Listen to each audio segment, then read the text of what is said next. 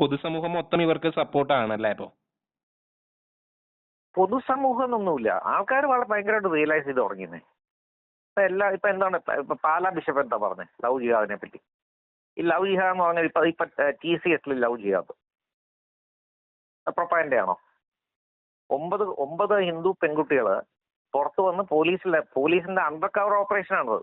TCSനകത്ത് നുഴഞ്ഞു കയറി അവിടുന്ന് ഡീറ്റെയിൽസ് കളക്ട് ചെയ്തിട്ട് ഈ കുട്ടികളുടെ പരാതി കൊടുത്തു. ഒരു കുട്ടി പരാതി തുടങ്ങി, ആ പരാതി കിട്ടിക്കഴിഞ്ഞപ്പോൾ അണ്ടർ കവർ ഓപ്പറേഷൻ നടത്തിയപ്പോഴാണ് 9 കുട്ടികൾ പുറത്തേക്ക് വന്നത്, ഹിന്ദു പെൺകുട്ടികൾ. അവരെയും ബീഫ് കഴിപ്പിച്ചു നിർബന്ധമായിട്ട്. അപ്പൊ കേരള സ്റ്റോറിൽ ബീഫ് കഴിപ്പിക്കുന്ന ഒരു സീൻ വന്നപ്പോൾ എന്തായിരുന്നു ഇവിടെ?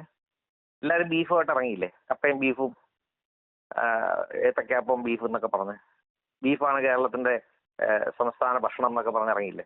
സോ ഇതൊരു വലിയ ട്രാപ്പാണെന്ന്. ഈ ലവ് ജിഹാദ് എന്ന് പറഞ്ഞൊരു സാധനം ഇവിടെ സംഘികൾ ഉണ്ടാക്കിയതെന്നാണ് ഇവരെല്ലാം പറഞ്ഞു നടക്കുന്നത്. അങ്ങനത്തെ സംഭവമില്ല. എങ്ങനെയാണ് ലവ് ജിഹാദ് എന്ന് പറഞ്ഞൊരു വാക്ക് വന്നത്?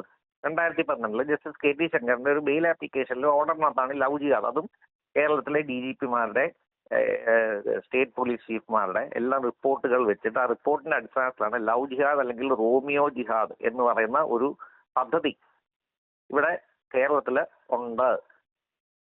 സ്പോൺസേഡ് പ്രോഗ്രാം, പൈസ ഇറക്കിയിട്ടുള്ള പരിപാടി, മതം മാറ്റത്തിന് വേണ്ടി ഹിന്ദു ക്രിസ്ത്യൻ പെൺകുട്ടികളെ മതം മാറ്റുന്നതിന് വേണ്ടി അങ്ങനെ ഒരു പദ്ധതി ഉണ്ടെന്ന് ആ ജഡ്ജ്മെന്റിൽ എഴുതി വെച്ചിരിക്കുക. അങ്ങനെയാണ് ആദ്യമായിട്ട് അങ്ങനെ ഒരു വാക്ക് ഇവിടെ വരുന്നത് തന്നെ, ലവ് ജിഹാദ് എന്നൊരു സാധനം ഉണ്ടെന്ന് അറിയുന്നത്. പിന്നെ പാർലമെന്റിൽ എഴുതി ചോദിച്ചു ലവ് ജിഹാദ് എന്ന് പറഞ്ഞൊരു കുറ്റകൃത്യം ഉണ്ട്. ലവ് ജിഹാദ് കുറ്റകൃത്യമല്ല, ഇന്ത്യൻ പീനൽ കോഡിൽ എഴുതി വെച്ചേക്കുന്ന സാധനമല്ല. അതുകൊണ്ട് ഇല്ലെന്നേ പറയാൻ പറ്റുള്ളൂ.